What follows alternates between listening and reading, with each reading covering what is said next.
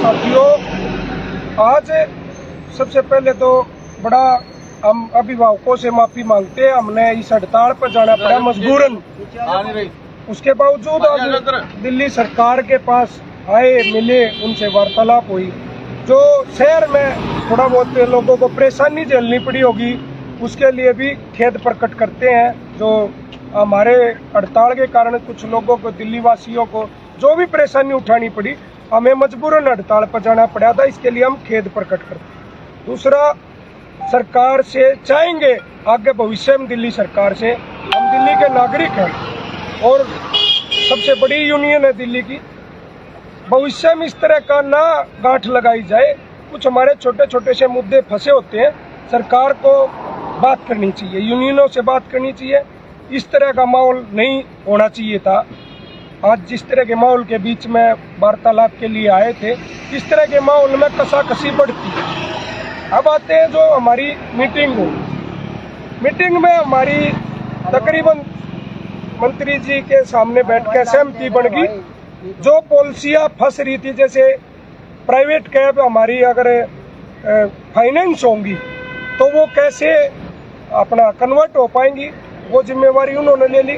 अब ये जिम्मेवारी हमारी है, हम करवाएंगे, इसका बदलाव हमारी जिम्मेवारी रही।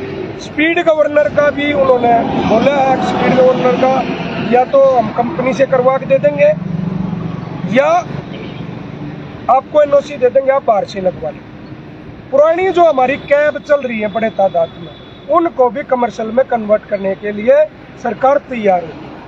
तो वन टाइम टैक्स का जो हमने प्राइवेट कैब का टैक्स ऑलरेडी दे रखा, अगर वो कमर्शियल में कन्वर्ट होती है तो उसको भी ऐड कर लेगी सरकार, एडजस्ट करेगी। इन्हीं मुद्दों के साथ, हाँ वो तो परमिट कंडीशन है, लिमिट के ऊपर जरूर उन्होंने कहा भाई लिमिट पे कोई भी समझौता नहीं होगा। बच्चों की सुरक्षा का हम भी मानते हैं।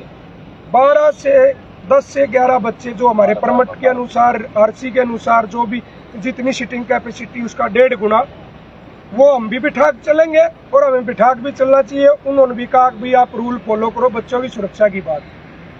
हमने भविष्य में ये भी कहा कि अगर इन्फोर्समेंट की ड्राइव चेकिंग करनी है करो, अच्छी बात है, करना चाहिए। कोई अपराधी ना घूम रहा, कुछ ऐसा ना घूम रहा, लेकिन किसी भी कैब को इस तरह से दौड़ाने से दुर्घटना हो सकती है। आप रोको कैब को, आप उसका चालान करो, उसके बावजूद अगर वो भागता है उसको आप थाने बुला लो। इस अफरा तफरी में कोई बड़ी दुर्घटना हो जाती, इसलिए मजबूरन भी हड़ताल बुलानी पड़ी। और हाँ, एक बड़ा जो हमारा सहमति बनी थी, कूपन सिस्टम के लिए भी साथी बोल रहे थे, जिसके लिए नकार दिया। बोले भाई कहीं भारत में इस तरह की पॉलिसी नहीं है, अगर है तो आप हमें बताओ, फिर उस पर विचार करेंगे। दूसरा, स्टेशनों के लिए और अदर जो सवारी, फुटकर सवारी, ऐसे नहीं कि बस स्टैंड से सवारी उठाने लगे। एयरपोर्ट से जैसे हमें बुकिंग मिल गई घर के लिए, घर से हमें रेलवे स्टेशन की मिल गई, रेलवे स्टेशन से कभी बस अड्डे की मिल गई, इस तरह की शादी ब्याह में चलाने के लिए हमें DL1 के कैब में अलाउ किया जाएगा, जिससे हमारा खर्चा भी निकलेगा और DL1 के कैब खरीदने के कुछ लोग इच्छुक भी बढ़ेंगे। कुछ समय के लिए अब ऐसा माहौल नहीं रहेगा।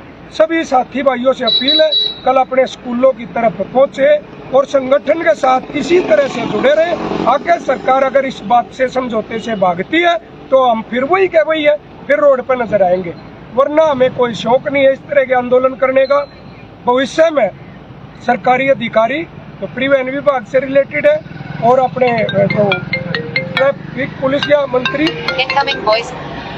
जो भी हमारे हैं, अगर इस तरह का हमारे साथ वार्तालाप चलती रही तो बहुत अच्छी बात है, वरना मजबूरन संगठन को ये करना, प्रदर्शन विरोध करना मजबूरी हो जाती है हमारी। आज जितने भी लोगों को, दिल्ली वासियों को फिर बार बार हम खेद प्रकट करते हैं, अगर किसी को हमारी तरफ से ऐसी उठानी पड़ी हो तो हमारी तरफ से आपको बहुत बहुत धन्यवाद। भारत माता की जय। स्कूल ट्रांसपोर्ट एकता यूनियन।